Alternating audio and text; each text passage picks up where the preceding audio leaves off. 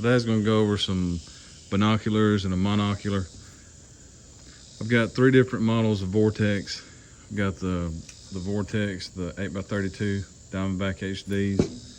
I've got it's the Solo monocular, the 8x36. I've got the Raptor. The Raptor is 8.5x32. And then I have a pair of Leupold. I believe these have been discontinued. 6x30s. Leupold, Yosemite. Well, it says it's somewhere on here, but it's Leupold, Yosemite, and it's the 6x30s. I did carry these for a while, and I liked them. Our kids, they were using them, and they dropped them in a puddle, and now these are inoperable. You can't, like the right side, you can't look through it. So they are not waterproof.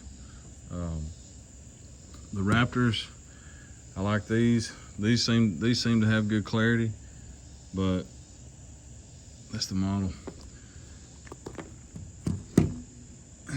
And looking at all of them, to me, the monocular has its place. Like if you're trying to go as light as possible and you're trying to get in. I've also got the 8x25 model that doesn't have this metal clip, and it's more slim than this, and it doesn't weigh as much as this. But this on the table is the most expensive. Now, with that being said, I've had problems with all of these models of binoculars. I think where I'm at is kind of how much money do you have to spend to get a substantial upgrade from this kind of class. So as far as price-wise, these Yosemites were around $100, you know, when I bought them. So they're low end, you know, as far as the money-wise goes. But then the 8x25 monocular, the Solo, not this one, but the other one, the 8x25 that I don't have with me, is $100 on Vortex website.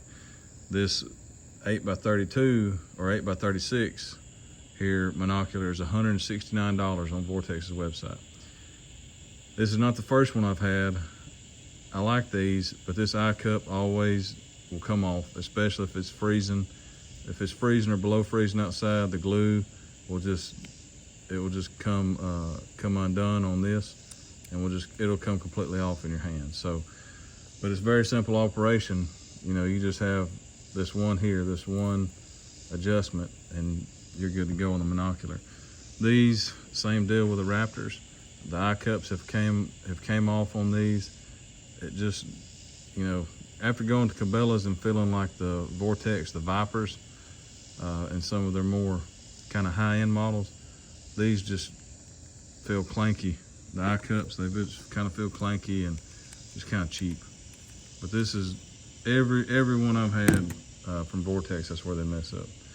And this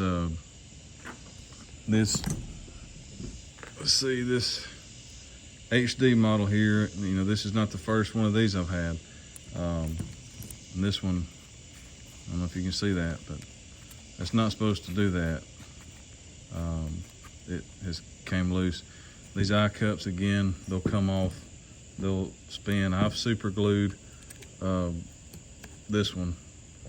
I've super glued this one down to where it'll stay on, because I'll give Vortex credit, they're very good. They have a kind of a no-fault warranty. You have an issue with an optic, call them, email them, communicate with them, and they'll send you another one. They'll send you something to ship it to them. If they can't fix it, they'll replace it. But these are, you know, these are priced at $279 on Vortex's website. The Raptors are $139, and this monocular is $169. These were $100. The other monoculars $100. So with these being at $279, how much more in price do I have to go up to kind of get to the next level, as far as not having the best for out west hunting, but as far as like what's the next step up? How much does that look like? And just for weight's sake, the Yosemites, they're 1.2 pounds. I've weighed them 1.2 pounds.